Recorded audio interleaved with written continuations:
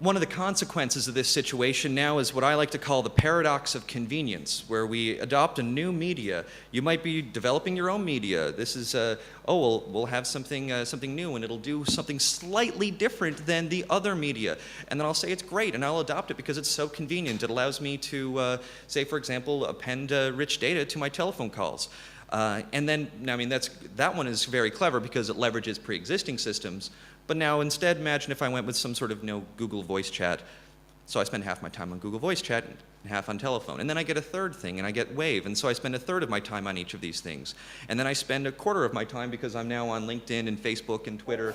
And so it's really hard to tell where exactly people are, where they are spending their attention. And so we are dividing our time among far too many media without being able to delicately prune into each. And a lot of the reason that we do this, especially with these ones down in the bottom, LinkedIn versus Facebook versus Bebo versus Twitter, and for the international crowd, Mixi and Orkut and MySpace, is trying to have a different network for each group. Well, LinkedIn is for my business contacts, and Facebook is for fun. And now Mom's on Facebook, so Bebo is for fun. And and now my students are on Bebo, and so now I don't know where to go for fun.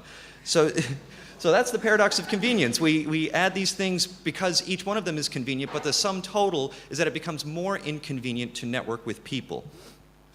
So perhaps social network analysis can solve this. I wasn't doing social network analysis before the internet, but certainly a lot of people were, and I am lucky to benefit from them.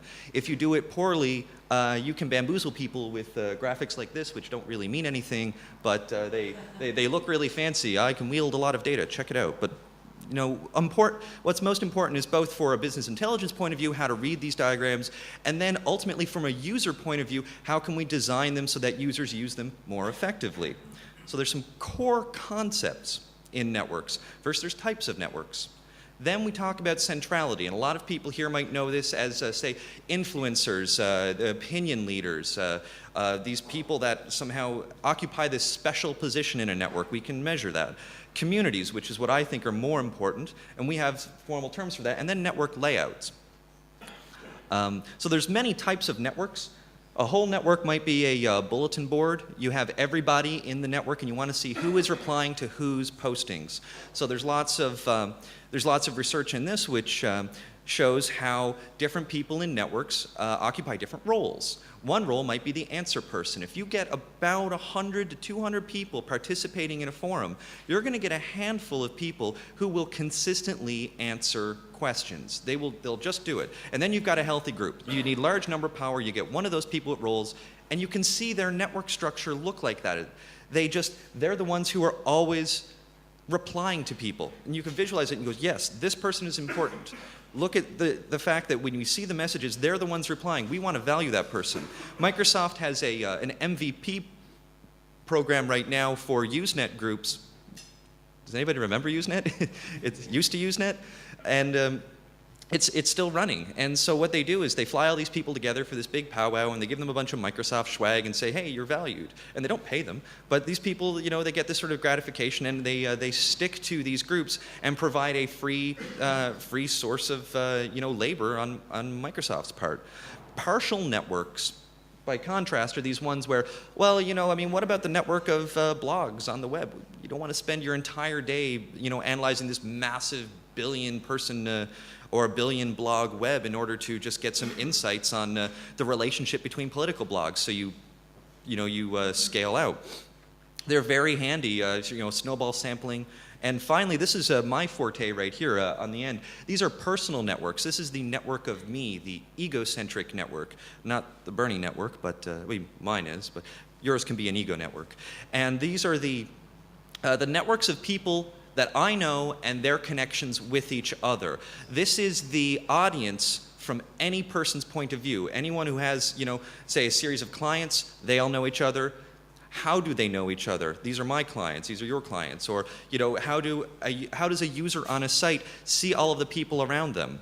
This is, I want a recommender that tells me there's a friend in my network who recommends a great sushi place. Well, how is that person related to the other people in my network? Is there just one lone guy off who's doing great recommending, or is he part of a community? can we distinguish between the two and then leverage that distinction? So networks can show prominence. This is a network of emergency responders after Katrina, and this is from these reports that say, oh, so this group is working with this group. And in Hurricane Katrina in the US, there was a lot of concern about the fact that FEMA, the Federal Emergency acronym, and anyone? No, we can Google it. Anyway, they were not very useful. And we can see that from this network where their centrality is pretty low compared to the Red Cross. FEMA over here, I mean, it's sort of near the center, but it's a very small dot. The small dot the dot size is proportionate to their intermediary status, what we call betweenness, as in how many people have to go through FEMA in order to get to other people. Well, not many people had to go through FEMA to get to other people relative to the Red Cross. And certainly it's only the same, I mean, even, this group in Colorado was more useful than FEMA. And so their role, from a network perspective, you can see where they failed because they just didn't have the centrality. People were not linking through them. And this was, later aired out to dry. Or they were certainly aired out to dry. So this is data from